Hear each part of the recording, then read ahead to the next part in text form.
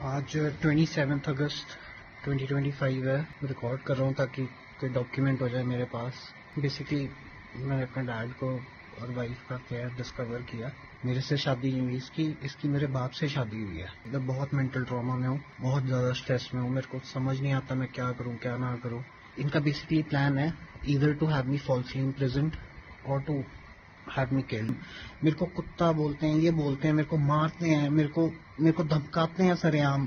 ये मेरे को डराते हैं कि तूने कोई स्टेप लिया, कुछ लिया तो हम तेरे पे रेप केस करा देंगे, हम तेरे पे मर्डर केस करा देंगे। I have no idea what to do. Somebody please help me, somebody please save me. मेरे को क्यों मारना चाहते हैं? तो इफ दे किल मी और if I die under any circumstances. ये वीडियो है पंजाब के आईपीएस अफसर मोहम्मद मुस्तफ़ा और पूर्व मंत्री रज़िया सुल्ताना के बेटे अकील अख्तर का। 27 अगस्त की तारीख में बनाई इस वीडियो में अकील ने कई बड़े सवाल खड़े किए, कई आरोप लगाया कि उन्होंने अपने पिता और पत्नी के बीच अफेयर का खुलासा किया। इसके बाद 35 साल के अकील 16 अक्टूबर की देर रात अपने घर में बेसुध पाए गए। अस्पताल ले जाने पर पता चला कि उनकी मौत हो चुकी है। इस मामले में पूर्व डीजी पिता और पूर्व मंत्री माता दोनों के खिलाफ हत्या के आरोप में मामला दर्ज हो चुका है। इसके बाद अब इस पूरे केस में नए सवाल खड़े हो चुके हैं। पोस्टमार्टम की रिपोर्ट ने नए दावे भी खड़े कर दिए। पूर्व डीजी के बेटे की मौत, जो कि शुरुआती जांच में एक ट्रेजेडी लग रही थी, वो अब एक बड़े स्कैंडल की ओर इशारा कर रही है। क्या है दिवंगत अकील अख्तर के आरोप, क्या है इनके मौत के बाद दी गई शिकायत और उससे उपजे आरोप, सब कुछ जानेंगे इस वीडियो में। नमस्ते, मेरा नाम शुभम है और आप खबरगांव देख रहे हैं। पहले सिलसिलेवार तरीके से जान लेते हैं कि हुआ क्या है। फर्स्ट पोस्ट में पब्लिश हुई रिपोर्ट बताती है कि अकील को उनके परिवार ने पंचकुला में उनके घर पर बेहोश पाया। उन्हें तुरंत सेक्टर 6 के सिविल अस्पताल ले जाया गया, जहां डॉक्टरों ने उन्हें ब्रॉड डेड घोषित किया। पुलिस ने परिवार के बयान दर्ज किए और प्रारंभिक तौर पर कोई संदिग्ध संकेत नहीं पाए। पोस्टमार्टम के अगले दिन शव को परिवार को सौंप भी दिया गया। दैनिक भास्कर की रिपोर्ट बताती है कि पोस्टमार्टम रिपोर्ट में पता चला कि अकील के शरीर पर दाहिनी कोहनी से 7 सेंटीमीटर ऊपर एक सिरिंज का निशान मिला है, जो कि परिवार के दावे को और पुख्ता करता है। दावा कैसा?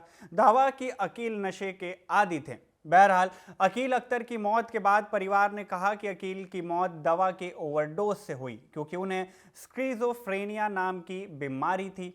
स्किज़ोफ्रेनिया एक मानसिक बीमारी है जिसमें रोगी को वास्तविकता और अपनी सोच के बीच फर्क करने में परेशानी होती है। इसमें व्यक्ति असली चीज़ों और अपने ख्यालों और कल्पनाओं में फ़र्क नहीं कर पाता। उसे हेलुसिनेशन होने लगते हैं, उसे डर लगता है जैसे कोई उसे नुकसान पहुंचाने वाला है। उसके बोलने, सोचने और व्यवहार करने के तरीके प्रभावित होते हैं। बहरहाल इस मौत के कुछ दिन बाद एक वीडियो सामने आई जिसे अकील ने 27 अगस्त की तारीख में शूट किया था। वीडियो में उन्होंने अपने पिता और पत्नी के बीच रिश्ते के बारे में गंभीर आरोप लगाए। उन्होंने आरोप लगाया कि उनकी पत्नी ने शादी उनसे की है, लेकिन वो उनके पिता के साथ संबंध में है। वीडियो में अकील ने अपनी बहन पर भी आपत्तिजनक आरोप लगाए और ये भी कि अब उनकी बहन उनसे प्रॉपर्टी को लेकर लड़ाई किया करती थी। अकील ने यह भी कहा कि उनकी मां और बहन उनके खिलाफ साजिश कर रही थी। पिता और मां मिलकर अकील को ठिकाने लगाने की प्लानिंग कर रहे थे, जिसे वो चुनाव होने के बाद अंजाम देने की बात करते थे। करीब 17 मिनट के इस वीडियो में अकील ने अपने परिवार पर कई तरह के आरोप लगाए। साथ ही ये भी कहा कि ये सब मिलकर मुझे मारना चाहते हैं। अकील ने कहा कि ये सब मिलकर नैरेटिव चला रहे हैं कि मैं पागल हूं, नशे करता हूं। इसी वीडियो में अकील ने यह भी दावा किया कि मुझे लगता है कि मेरा परिवार मुझे झूठे मामले में फंसाएगा।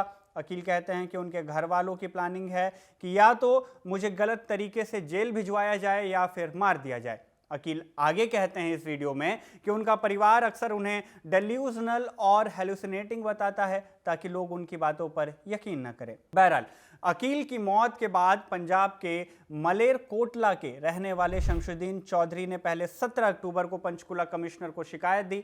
शमशुद्दीन चौधरी अकील के ननिहाल के पड़ोसी हैं। शमशुद्दीन की शिकायत के आधार पर 20 अक्टूबर को पंचकुला के Mansa Devi complex police station में हत्या और आपराधिक साजिश के तहत एफआईआर दर्ज हुई। इस एफआईआर में पूर्व डीजी मोहम्मद मुस्तफ़ा, पंजाब की पूर्व मंत्री रज़िया सुल्ताना, अकील की बहन और पत्नी के खिलाफ मामला दर्ज किया गया। इंडियन एक्सप्रेस की रिपोर्ट बताती है कि शमशुद्दीन ने अपनी शिकायत में कहा कि अकील अख्तर की मौत संदिग्ध परिस्थितियों में हुई है और इसमें गड़बड़ी की आशंका है। शमशुद्दीन ने अपनी शिकायत में भी अकील की वीडियो का जिक्र किया था। एफआईआर के बाद पुलिस ने एसीपी विक्रम नेहरा के नेतृत्व में स्पेशल इन्वेस्टिगेशन टीम गठित की। इसी एसआईटी ने 21 अक्टूबर को शिकायतकर्ता शमशुद्दीन को पूछताछ के लिए मनसा देवी थाने बुलाया। दैनिक भास्कर से हुई बातचीत में शमशुद्दीन ने बताया, अकील अख्तर ने 27 अगस्त को जब पहला वीडियो पोस्ट किया तो शमशुद्दीन ने सोचा कि उन्हें बचाने के लिए हाईकोर्ट जाना चाहिए, लेकिन बाद में उनका फैमिली मैटर मानकर शमशुद्दीन ने दखल देना उचित नहीं समझा। दोस्तों ने भी इसे फैमिली मैटर बताकर शामिल न ही होने की सलाह दी।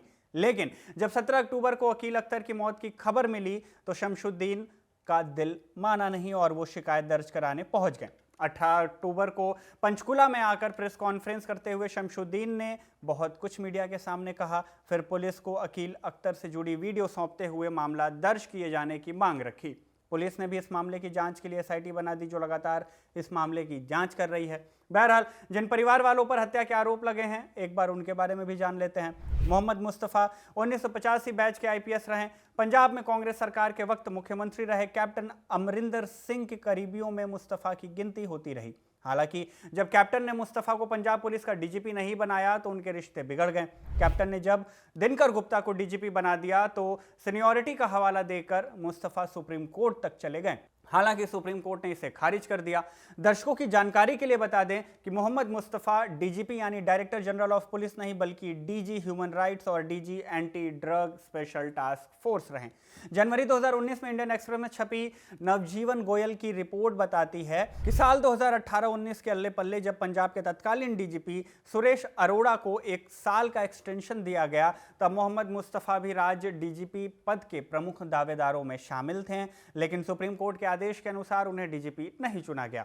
आदेश के पीछे एक नियम है जो कहता है कि किसी भी डीजीपी के चयन के लिए अधिकारी के पास कम से कम 2 साल की सेवा शेष होनी चाहिए। चूंकि मुस्तफ़ा फरवरी 2021 में सेवानिवृत्त होने वाले थे, इसलिए उनके पास 2 साल की शेष सेवा नहीं बचती। इसी कारण वो राज्य डीजीपी के तौर पर नियुक्त नहीं हो सके।